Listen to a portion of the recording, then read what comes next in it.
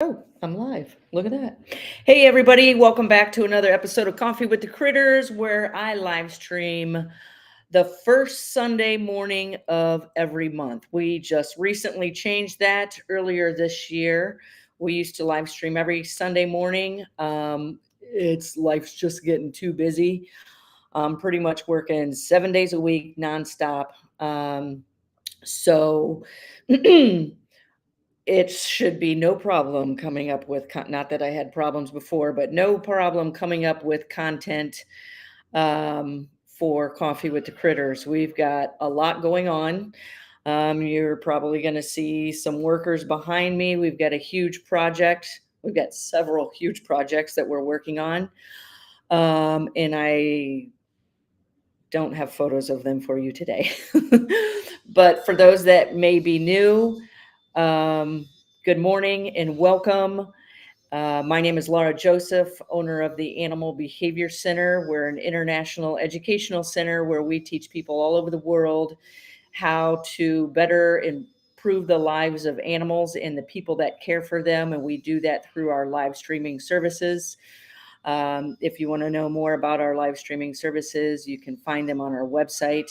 You can also email me at Laura, Lara, at theanimalbehaviorcenter.com. I try very hard to sit down every morning. Good morning, Tim. Good morning, Stephanie. Good morning, Treese, and check my emails. I need to really focus, and I have been using behavior modification on myself several times this year. So if you email me, I respond to every email. We had some people emailing questions for this morning's Coffee with the Critters. Um, and so let's go ahead and get started. Let's see. I think I need to put this back up here because I set this up differently. So I have future content for you, speakers lining up. I do have a live stream I'll be presenting. I do believe it's this week. I will post something on our social media pages about that. I'm just waiting for a graphic from somebody who has invited me on as a guest. So if you want to know more about the work that we do, you can go to our website. You can see our services. You can see our online memberships. You will also see there where we have webinars. You'll see our list of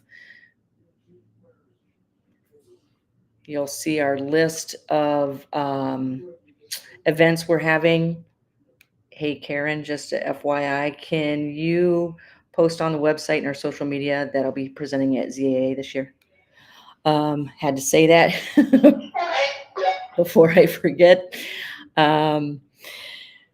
So you can also find our blog, our events. I just radioed Karen asking her to get that that I'll be presenting at ZAA at the Columbus Zoo this year. On our website, we have our blog, and you can always find our email contact there on our website homepage. So today is our Q&A.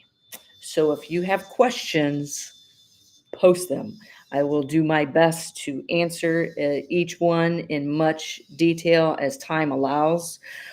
For those that may be new, I use applied behavior analysis with a wide variety of species of email. If you got my email newsletter last night, I always write a blurb in there about some type of information on the science of behavior, why we do what we do.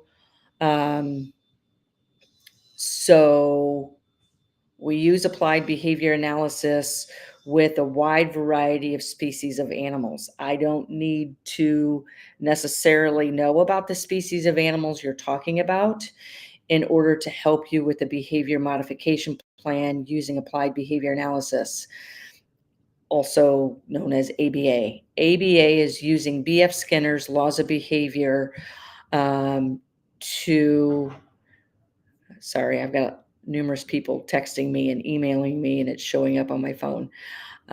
Using B.F. Skinner's laws of behavior to teach new behaviors, to change behaviors, resolve behavior issues. I focus on working on nothing but exotics, and I do that on perfect purpose. Even though I do have domestic animals at home, 2 dogs. Um, I work with a wide variety of animals that are not domesticated. And I do that because it tends to be more challenging. And I can show you, how do I approach this situation? Let me turn my radio down. Um, so I was just out working with the wolves yesterday. And as soon as we're done here today, I'll be back out with them and the lemurs and the gators today and numerous birds. Um, I do this to show the importance and the impact of understanding the education in the science of behavior using applied behavior analysis to show that, can we use force? Sure. Force is easy. Well, not really. Using force is a easy go-to, but we don't have to use it. And when you know you don't have to use it, um, you learn what other ways to get the behavior that you need. We train a lot of behaviors to show how we don't have to use force, how we don't have to use aversives, meaning things the animals don't like, to get them to do a behavior. When you're using aversives, um, such as force, there's consequences of using those aversives. And I suppose if you're not worried about your relationship with the animal, that is one of the reinforcers why people use it. I would say another reinforcer why people use force is because they don't know how to do anything else. They don't know what other way to use.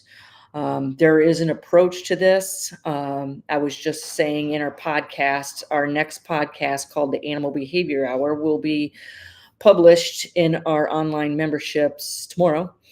Um, if I find myself having to use force, it's because a situation arises that I didn't see coming, I didn't plan for, and the alternative of not using force in that moment is worse.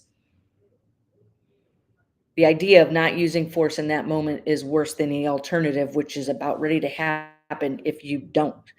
For example, we were talking about, I don't know, I'm just coming up with examples. This has never happened. We've got double door systems on a lot of our enclosures to prevent an animal accidentally getting out.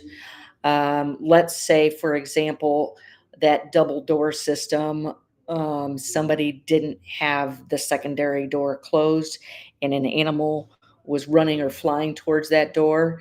You bet, if I'm going to pull out my recall to see if I can get the animal to turn around. I'm going to pull out my target to see if I can get the animal to turn around. If it does, perfect.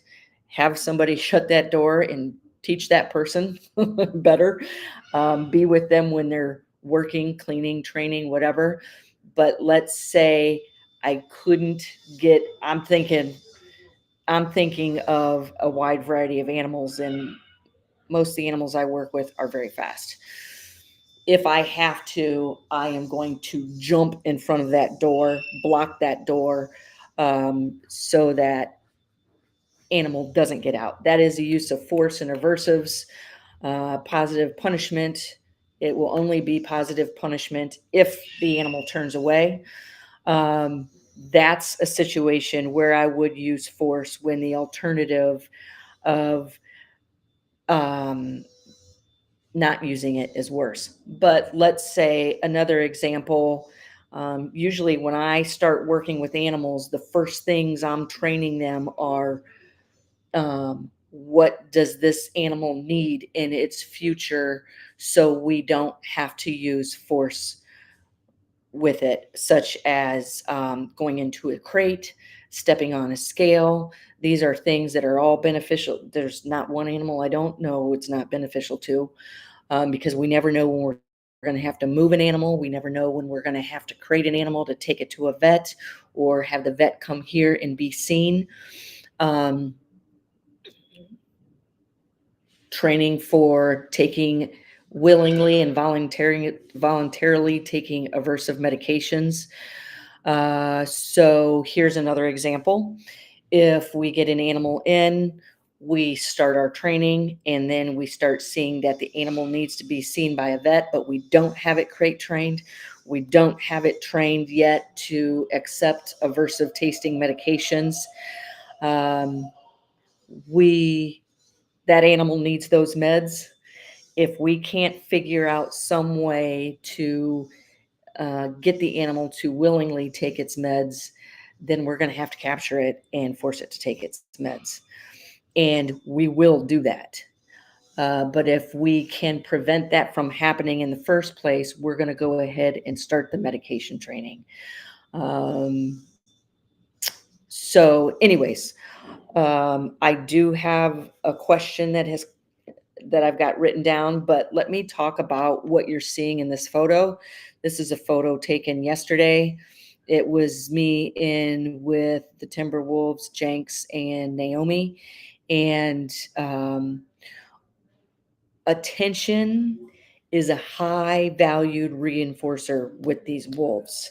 And when I first started training them last year, we had taken out all kinds of food reinforcers, and they were ignoring it, and they were jumping up on the fence. They were wanting us to reach our hands in and touch them. Um, Let me just make sure this isn't an emergency that's happening outside our window right now. Okay. Um, So I had mentioned everybody drop your food reinforcers based on these animals' behavior happening right in front of us. This is not what they're wanting right now. What they want is our potential future positive reinforcers that we can use. What they wanted was tactile interaction. So we dropped all food reinforcers and used attention, uh, both visually, verbally, and tactile as a reinforcer for these wolves. So yesterday I was in with them because we were hanging enrichment for them, and he kept coming up and rolling over at my feet. So I could easily just reach down and scratch him. But instead of wasting that reinforcer, I did I want to touch him? Yeah, I wanted to touch him. But this is how I think. I could just touch him and waste a reinforcer, or I could request a behavior and give that obvious desired reinforcer for allowing me to do something. So I just reached down and pulled up his lips so I could see his teeth. Now, this would be a lot easier for me to have him stand up and work with, but it was happening right there, so I ran with it. Um, and here is me using um, attention as a reinforcer. I can't tell which wolf this is. It looks like it's either Jenks or Naomi. I'm training for an ear inspection. This is after we get them lining up along the side of the enclosure. And why not? And it comes in so handy because I know so many people who care for wolves struggle with the flies in the summer.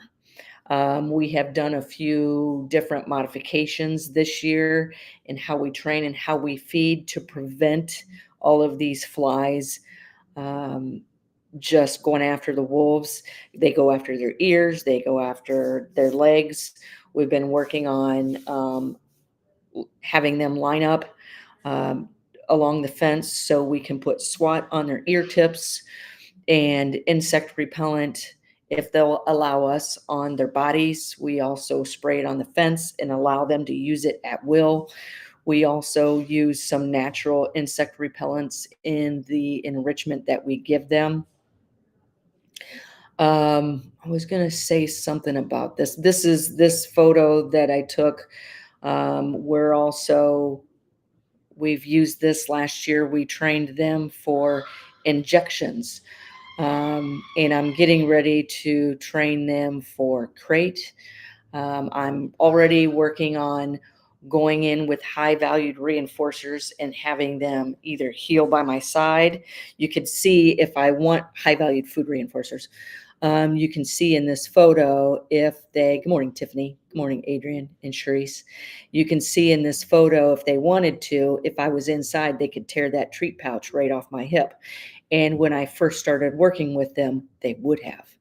I do have photos and videos of me working with them inside their enclosure with the treat pouch on my hip and having them heel by my side, having them stand and look at me in the eyes versus my treat pouch for what I'm asking them to do. We are live streaming our work with the Timberwolves in our advanced membership right now. So before I move on to the next, let's go ahead and go to the question that somebody sent me last night.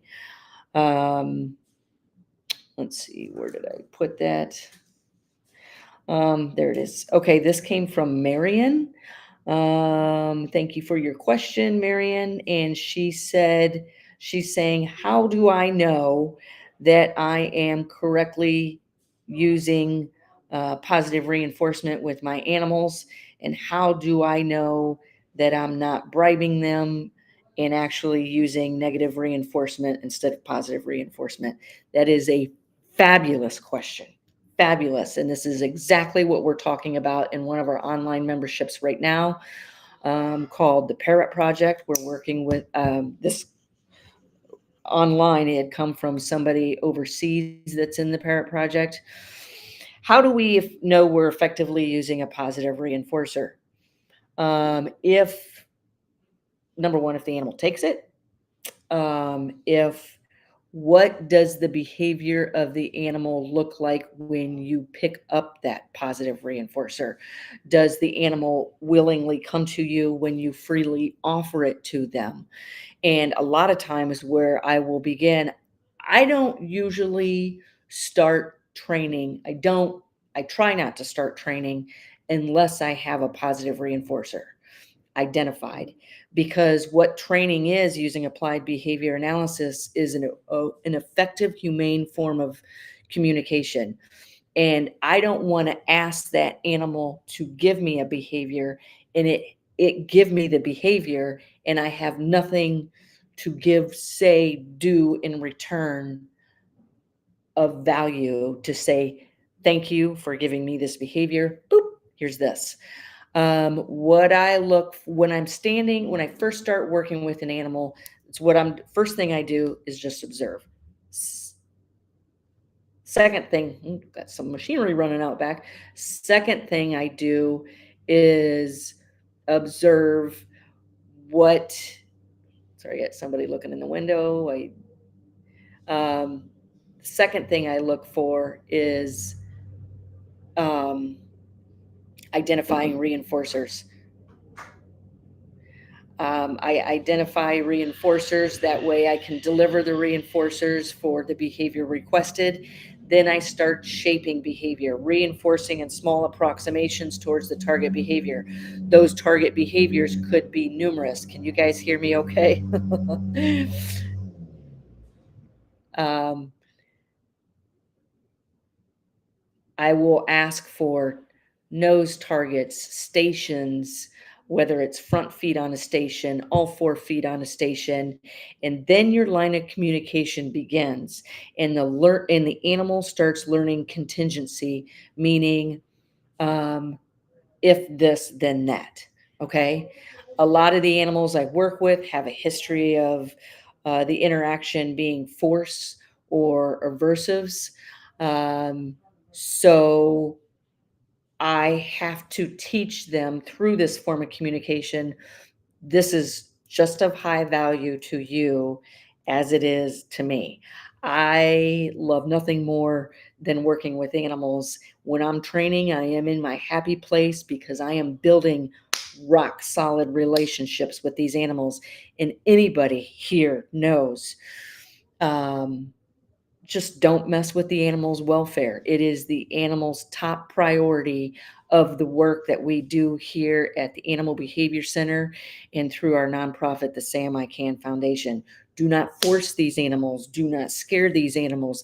Empower them. You can empower them by offering choice, control, and complexity through training, through different types of enrichment, through foraging, through keeping them learning and keeping them thriving.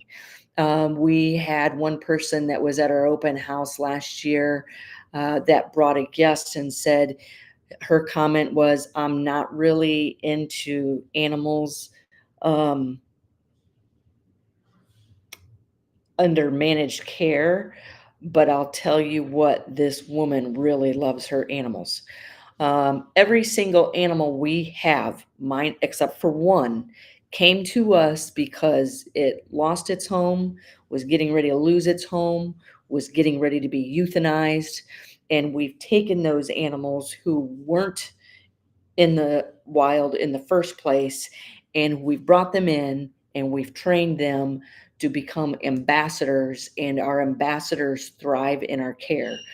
Um, so, Marion, one other thing is I I know I'm on the right track, and I know I'm not using negative reinforcement or aversives or making this animal stressed through my training when I see anticipatory behavior, meaning when the animal sees me, it starts approaching. When the animal sees the reinforcers I have, it goes to the station.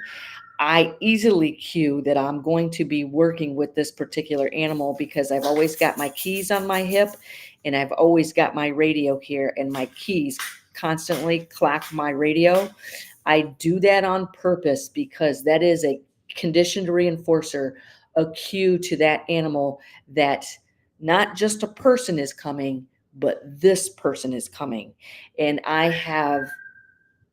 um, I have successfully paired myself as a cue at as good things are getting ready to fall from the sky in your environment when the two of us are working together, and even when we're not, because when I'm not working with an animal, I am giving it enrichment so it continues to thrive under our care.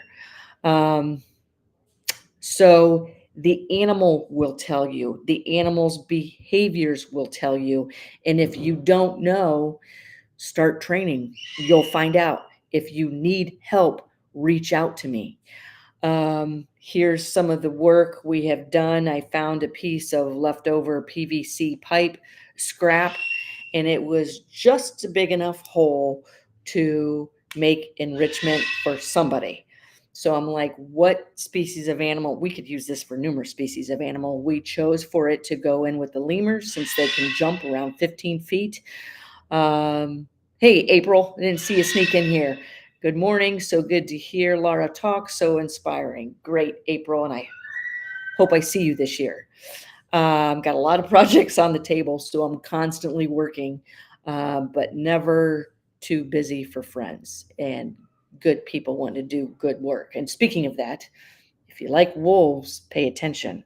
I have a wolf event I'm getting ready to announce, and I expect it to be a huge hit. Um, so we saw this 6-inch PVC pipe scrap, and I known through experimenting with potential enrichment.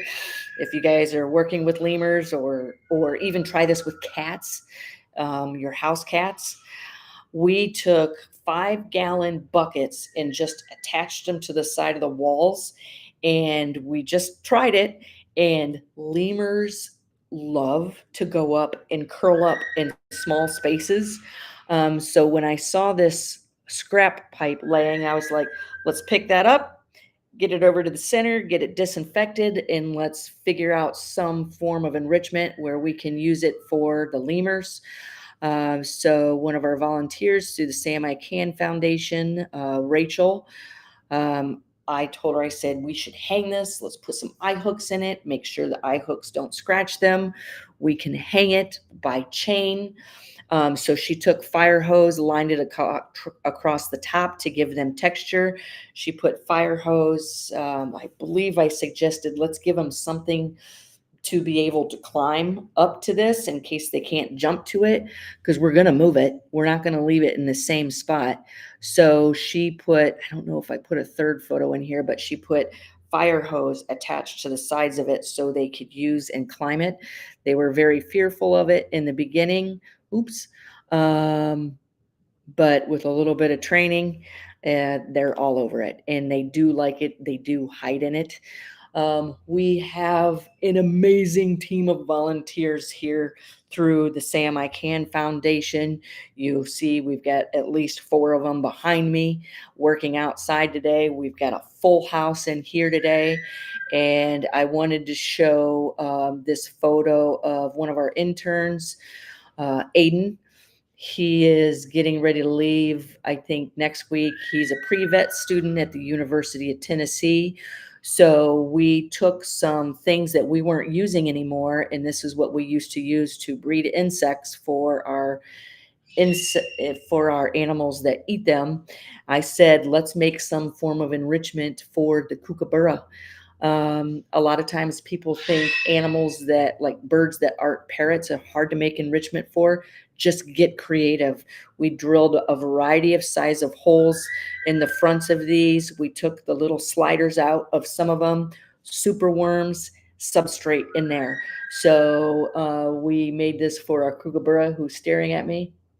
Um, because whenever I'm in my office, she loves to sit on the chair behind me, or sit on my hand while I'm typing, peck my keys.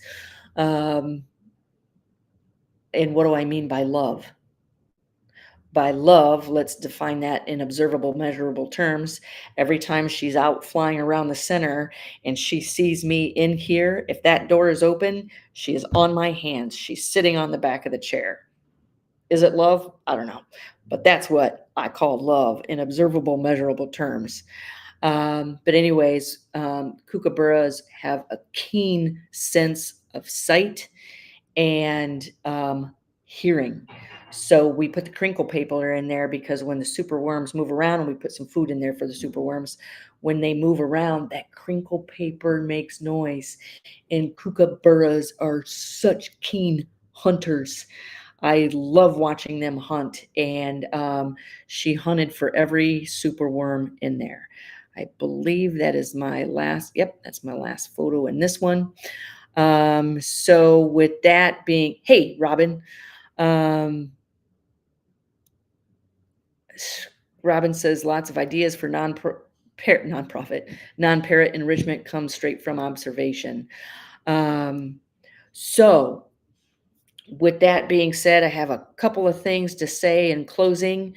You can join me at the Zoological Association of America's conference this year at the Columbus Zoo. I will be presenting the dates right there.